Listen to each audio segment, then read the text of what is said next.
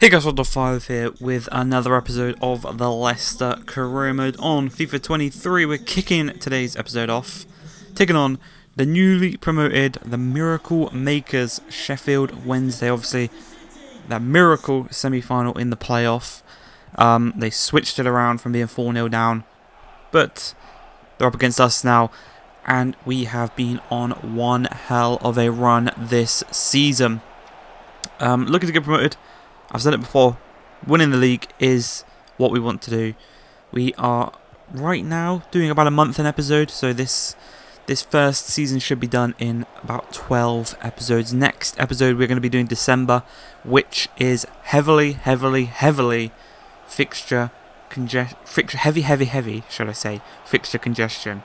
So there's going to be a lot of games in the next episode, a lot of tired legs.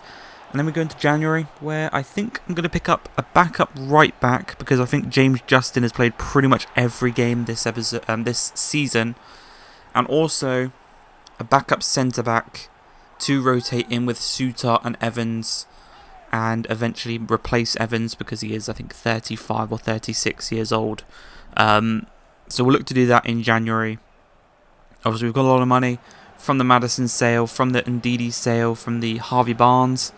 So we've got the money, but we just have to invest it in the right places. And so far, I think we've done that with all the signings we've made. No real flops. I'd say maybe Ardagula, he's one for the future. So right now, maybe he's not worth the money, but a couple of years he should be worth that price we pay. But this man right here, he's been brilliant. Jota's been brilliant. Akpom's been brilliant. Scott and Diaz, when they've played in the midfield together, they have also been really good.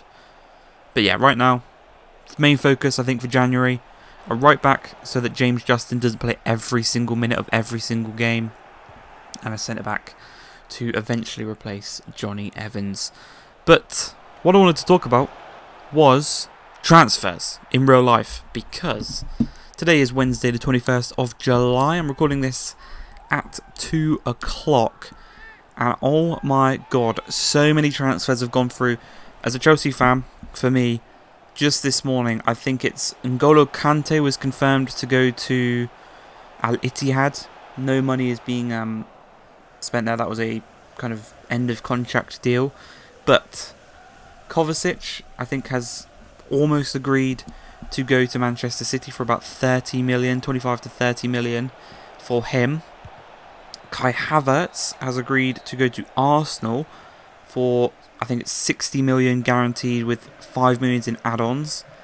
Koulibaly, Mendy, Ziyech all look to be going to Saudi Arabia as well. So it is absolutely insane right now as a Chelsea fan with some of the players that are leaving. Obviously, we need to replace them. Some of them, that is. But yeah, it's going to be a big transfer window, and especially for a lot of Premier League teams. I'm really excited for this next season, and it's still 50 days away, I think. Yeah, I think it's going to be an all-time Premier League season. The quality of some of the teams, there's probably 8 or 9 teams that are more than good enough to get at least Europa League football. So there's going to be half the league almost competing for those kind of top 6 spots, which is insane. But yeah, it is going to be a really good season. But back to the gameplay quickly. This game is against Blackburn. They're second in the league this season, and they went 1-0 up through a very early mistake, I would say, from the goalkeeper we signed, Dubravka. He kind of palmed it straight into the path of one of their players, and he just tapped it into an open net. So I know we signed him on a 2-year deal. That's going to cover this year and next year should we get promoted. But I do think in the summer I'm going to sign a new goalkeeper to be the first team goalkeeper for next season. Dubravka can drop down to the bench, and we can look to sell on one of Iverson or Ward. Because yeah, Dubravka's been okay, but I do think sometimes when he's been called upon, he has been quite poor actually. That mistake against Sunderland where he rolled it straight out to their striker.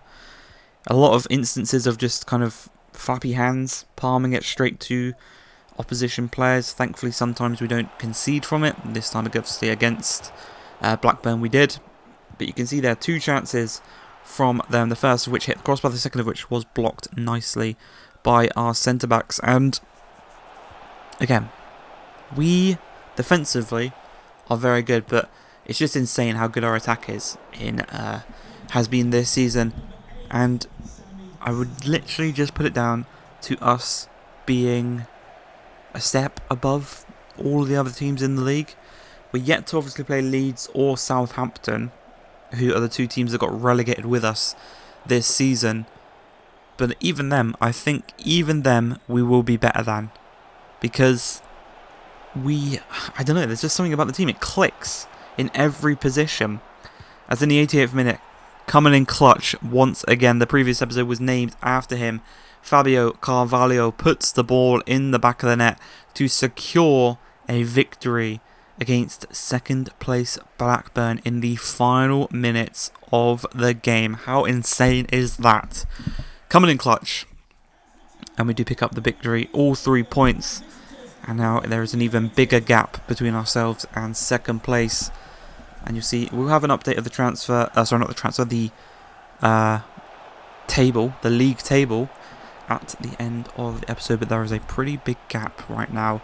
As coming to this one against Rotherham, 9 minutes in, we're at the King Power. We should be winning this type of game, considering all the other games we've won this season. But something about us, we win a big game, e.g. the North End game, we absolutely smash a team. We go and lose the very next game, but thankfully Akpom does score 11 minutes into this game against Rotherham to hopefully buck that trend and, you know, put a pin in it, not allow us to kind of have silly defeats anymore. As Akpom, lovely bit of fancy footwork there, keeps possession of the ball. Diaz finds Gula. He is going to do a little bit of trickery of his own here as he curls one into the back of the net. Like I was saying, he's a player for the future, scoring his 2nd goal in the league this season. And you just love to see it. A lovely bit of skill there from Jota. Just quite cynically taken down by the Rotherham player there, Kioso. I thought, you know, there was a chance of a red card because it was just cynical. It was no attempt to get the ball, really. He was just taking down his man because he embarrassed him. But unfortunately, it was a yellow card for him. And, you know, there was a chance Jota could have got injured. But thankfully, he did get back up to his feet. But here, you can see Wout Faes gave him a little chance to play. He gave away the ball. We conceded. One of the reasons I want to bring in a new backup centre-back is because Wout Faes, the 2 games he's played this season, he's not been the best. Same with Vestergaard, not the best. So I want to bring in a relatively young, obviously. Sutar, he's for a centre-back. You know, centre-backs can go till they're very, very old, as you can see by Johnny Evans. Well, old for football terms. They can go till they're like 34, 35. So in the grand scheme of things, Sutar's pretty young. I want to bring in another relatively young centre-back to partner him for the future. Obviously, will we go, you know, hopefully, fingers crossed, to the Champions League final with Sutar and someone else as our centre-back partnership? Probably not, but these first few seasons, I think they're a more than good enough pair in that back two to see us through some tricky spells.